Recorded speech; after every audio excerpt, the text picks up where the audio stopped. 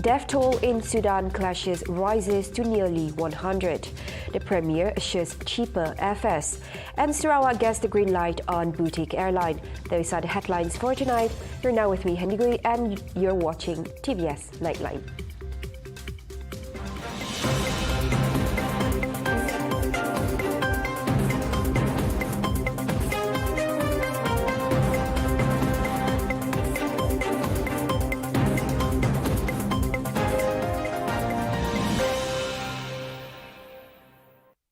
Prime Minister Dr. Sri Anwar Ibrahim has agreed in principle to a proposal from the Sarawak state government to establish a state-owned boutique airline, which aims to stabilize airfare prices from the peninsula to the Borneo Island.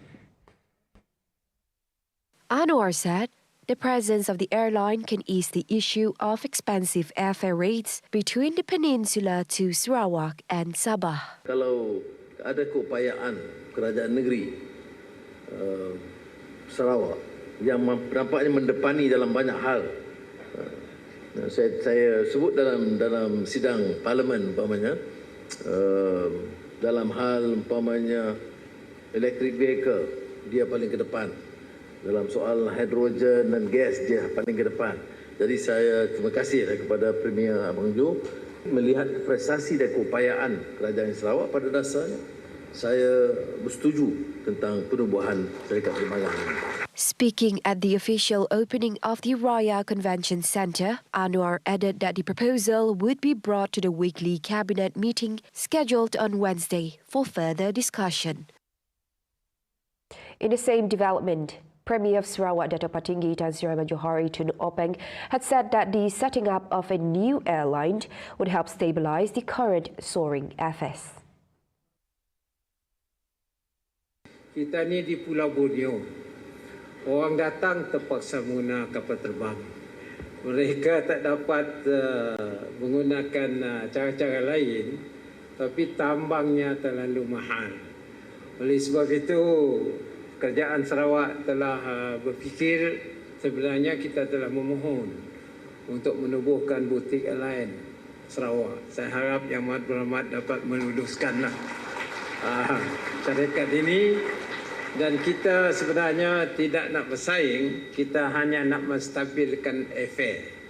Kerana saya lihat bahawa airfare terlalu mahal. Kalau KL ke Kuching boleh jadi KL ke Hong Kong, fare-nya sama. Jadi sebab itu kerajaan negeri sudah bersedia untuk melabur dalam syarikat kecil, bukan besar, kecil, penerbangan bagi kita membolehkan mereka datang ke Sarawak sebagai pelancong maupun sebagai pelabur. On November 13 last year, Abang Johari was reported as saying that the Sarawak state government was pending approval of a license from the Transport Ministry to enable the state to set up and operate its own airline. Explosions rocked the Sudanese capital Khartoum as fighting between the regular army and paramilitary raged for a third day, with the death toll rising to nearly 100.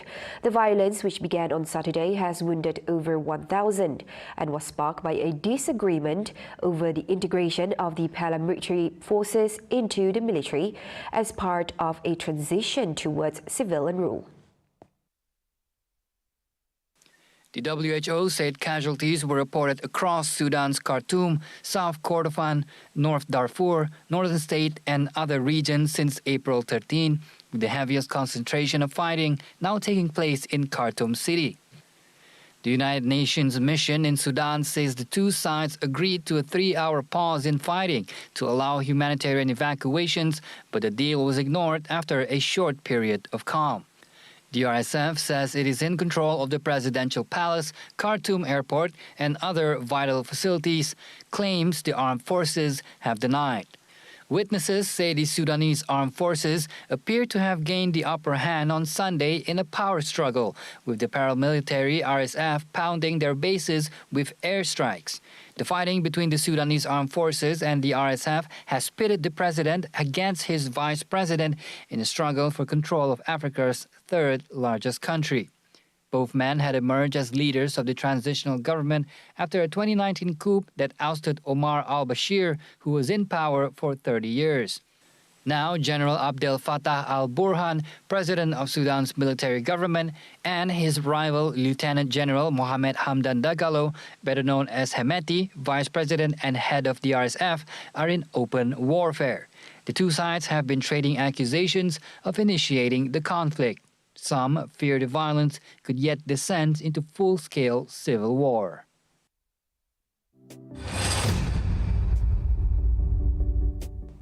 Meanwhile, Yang di-Pertuan Agong Al-Sultan Abdullah Ri'aytuddin Al-Mustafa Billah Shah advised the government to be prepared to bring home Malaysians in Sudan if the conflict in the country worsens. Prime Minister Datuk Seri Anwar Ibrahim responded by saying that the government will repatriate Malaysians if the situation poses a risk to their safety. In a posting on Istana Negara's Facebook page, His Majesty calls on to all Malaysians to pray for the safety and well-being of their fellow countrymen in Sudan following the current crisis in the country.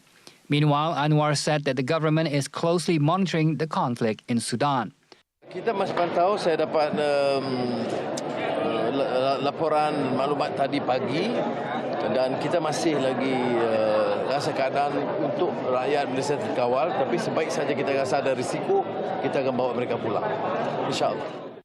The conflict, which involves the Sudanese army and the paramilitary Rapid Support Forces, RSF, has sparked political turmoil and threatened security in the country. Foreign Minister Datuk Seri Dr. Zamri Abdul Kadir, in a statement on Sunday, advised Malaysians in Sudan to be vigilant and not take the risk of going out for the time being. Zamri said an interagency meeting had also been held to gather all information about the current situation in Sudan and discuss the proposals to ensure the safety of Malaysians during the conflict. The practice of extremism must be avoided as it would hinder the development and progress. Deputy Premier Dato' Amar Awang Tengah Ali Hassan reiterated the importance of unity among all layers of society to ensure the state's stability. He further added that this has been a practice in Sarawak for a long time, and as a result, it has contributed to a peaceful and harmonious atmosphere that ensures political stability in the state. Ini harus kita pertahankan. Dan janganlah kita mudah terpengaruh dengan macam-macam ideologi. Kadang-kadang ada yang terlalu bersifat ekstrim. Dan ini tidak akan membawa kebaikan kepada kita. Tidak akan membawa kebaikan kepada kita. Agama kita mengajar kita untuk bersikap adil. Mengajar kita untuk hidup dalam keadaan aman. Menghormati antara satu dengan yang lain. Itu yang diajar. Awang Tengah further stressed that this peace needs to be maintained as one single race cannot govern alone unless all the races work together. Now, Muhammad Zul Adli Majani will be competing in the Special Olympics World Games 2023 in Berlin, Germany. He will participate in 10-pin bowling category. Zul Adli was named following his recent success in 2022, winning medals in Special Olympics event in Cebu and Malacca. Chosen for his accomplishments, where in 2022 he won medals in state games in Cebu and Malacca, which further demonstrated his skills. Zul Adli, when asked about his goals for the World Games, he stated that he wants to win and present the gold medal to his wife and son. Meanwhile, Dayang Mariani explained further that the Malaysia contingent will consist of 40 people, from athletes all the way to coaches and medical staff. Mereka akan ke Melaka 28 hari bulan April ini sampai 1 Mei. Mereka akan berkumpul di Melaka. Semua atlet di Malaysia akan berkumpul di Melaka untuk intensive training. And also suai kenal. Sebab mereka semua asing-asing negeri kan. Kamu tak kenal seorang-seorang. So this is a time to get to know the other athlete. Ya, supaya mereka boleh bergaul sama. So we have to give them that familiarization program. Hari bulan ke-12 hari bulan Jun, mereka akan di KL. Grup ini akan bersama lagi di KL sebelum mereka bertolak ke Berlin 12 hari bulan Jun sampai ke 26 Jun. Ya. She also clarifies that the World Games will officially start on June 16. Mariani also noted that the Minister of Sport and Youth, Hannah Hyo, will be accompanying the special athletes on their way to Berlin. A total of 120 countries from all over the world are participating in these World Games. The Special Olympics program was started in 1998 and currently it is led by Dr. Sri Fatim Abdullah, which is available in Kuching, Miri and Cebu, with plans to expand to every region in Sarawak. At the same time, Mariani said parents with special needs children should not be scared for their children's future, as the Special Olympic Kuching chapter are committed to guiding them, advising parents to provide their children with the opportunity to unearth their talents. We are trying to do, we want to encourage families with special needs children. Jangan fikir that when you have a special need child, oh, my life is, my child is special, it's not going anywhere. I'm here trying to advocate that when you have a special need person, the special need person can also excel. They can be excelling in various ways. It can be sports, it can be art, but in our case for Special Olympic, we are trying to nurture sports in children with disability, intellectual disability. The chapter also runs an art program acknowledging that children with special needs are gifted in arts. Coming up right after the break, 1MDB and Goldman Sachs agreement being reviewed. And on to corruption cases, Siva Kumar not a suspect in MACC investigation. Right here on TVS Nightline, stay tuned.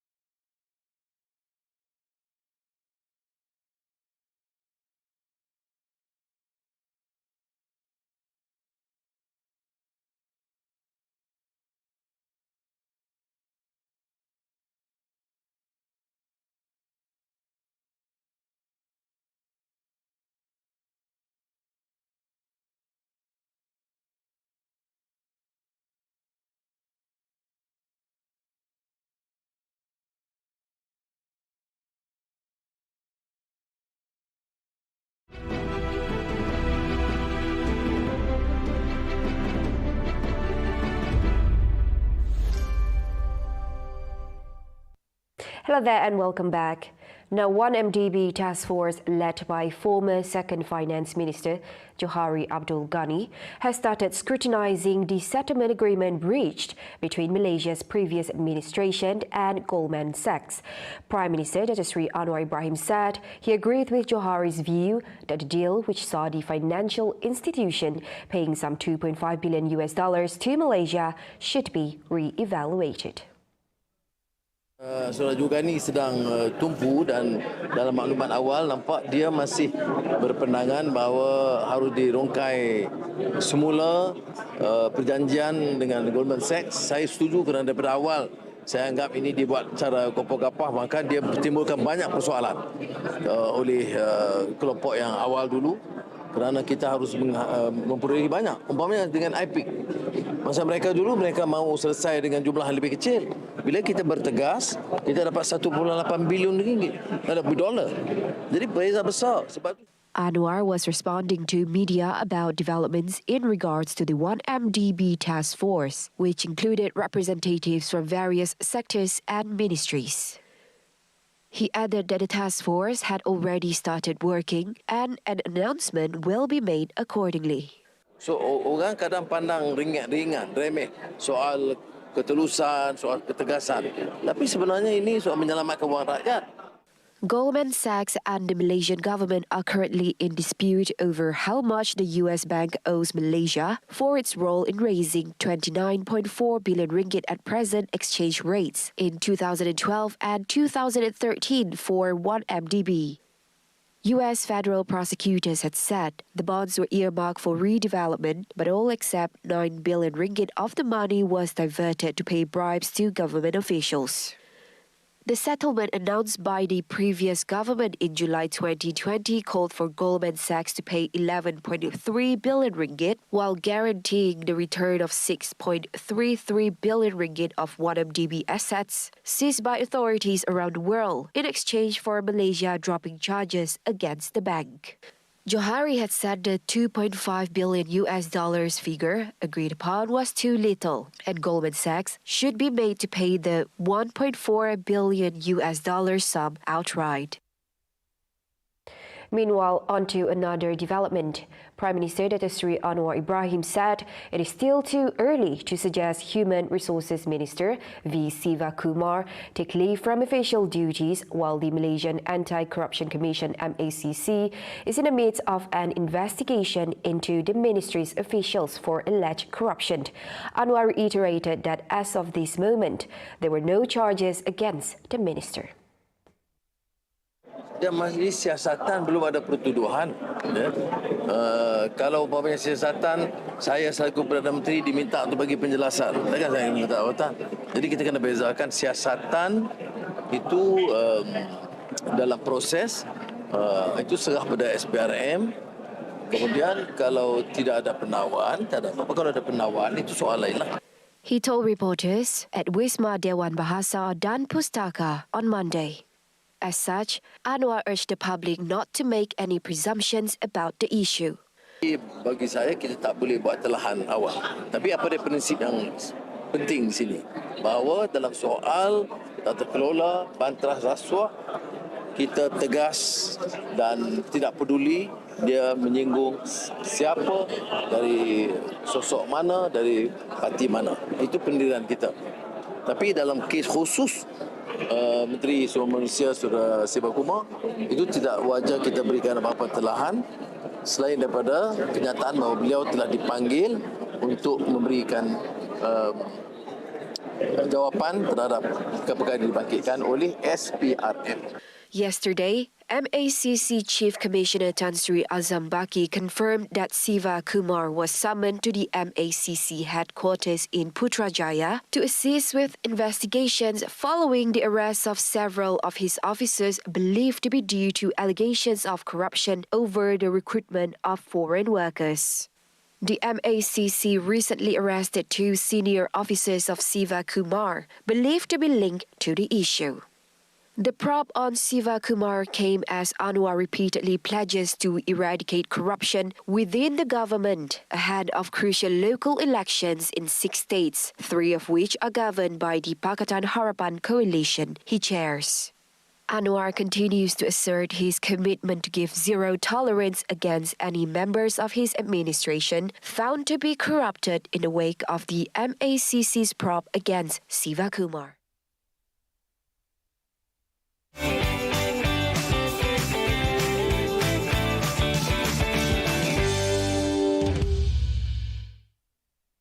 Hati Buya, or stir-fried beef lungs, is an exotic dish from Brunei.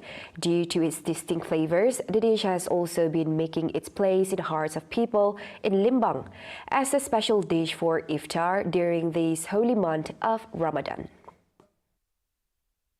The process of preparing hati buya is not that complicated, as it involves marination of the beef lungs with spices. It is then cooked in various ways, such as stir-frying it with soy sauce or sambal, or grilling it on bamboo skewers. In Limbang, Ramadan Bazaar, Hati Buya has become among commonly chosen iftar meals sold as low as RM1 per skewers. Di sini kami ada menjual barang salayan ataupun panggang. Yang paling famous di sini hati buya, itu paru kerbau yang digoreng dengan kicap dan rempah. Pelanggan kami di sini kebanyakannya berasal dari Brunei. Setiap orang datang setiap hujung minggu lah. Paling ramai waktu hari Jumaat. Lepas tu kami ada menjual ikan ayam, macam-macam lah. Di bazar ni juga ada menjual ayam goreng, ikan salai ataupun ikan bakar. Lepas tu kami juga menyediakan sambal kita pedas.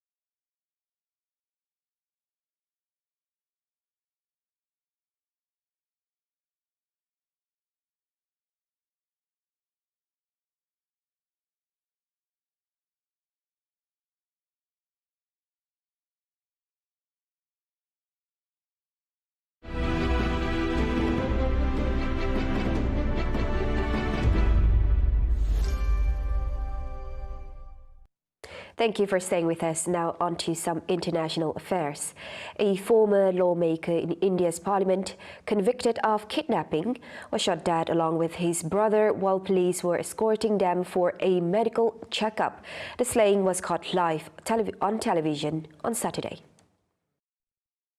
The dramatic footage of the man being killed was shared across broadcast channels and social media.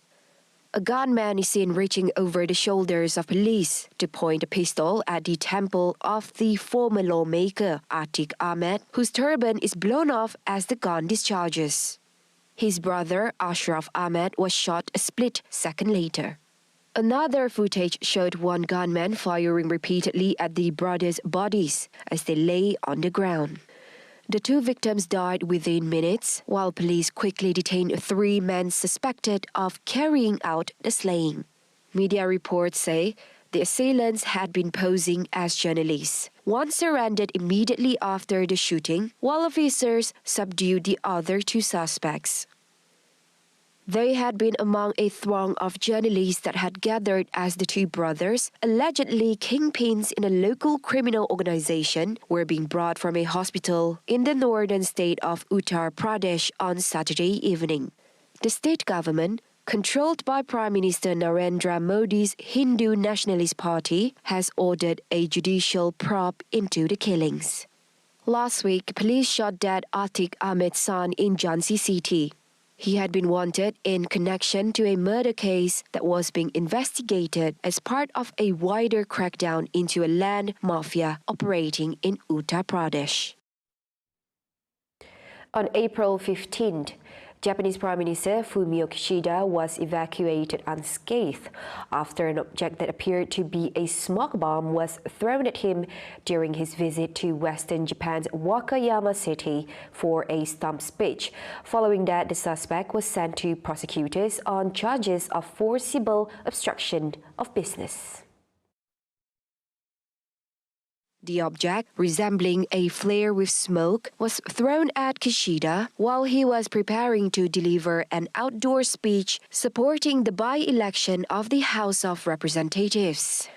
As such, local residents were left shocked after the attack against Kishida, as they have never experienced such acts of violence. Following the incident, Japanese police searched the residence of the suspect, 24-year-old Ryuji Kimura, and seized powdery substances that could be gunpowder and other items.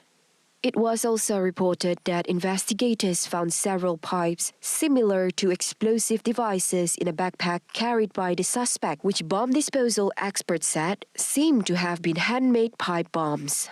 In addition to the explosives, Kimura was also found to have brought a knife with him and was suspected of intending to carry out the attack differently depending on the circumstances. The attack on Kishida came less than a year after former Japanese Prime Minister Shinzo Abe died in a fatal gunshot committed by a gunman during a speech in the western city of Nara when campaigning for the upper house election. See the world closer with TVS as we bring you the latest news updates both locally and internationally. For more headlines anytime, anywhere, just head on to our official website at tvstv.my or follow us on our social media platforms. And those were the updates for tonight. I'm Handy Gui. Thank you for watching.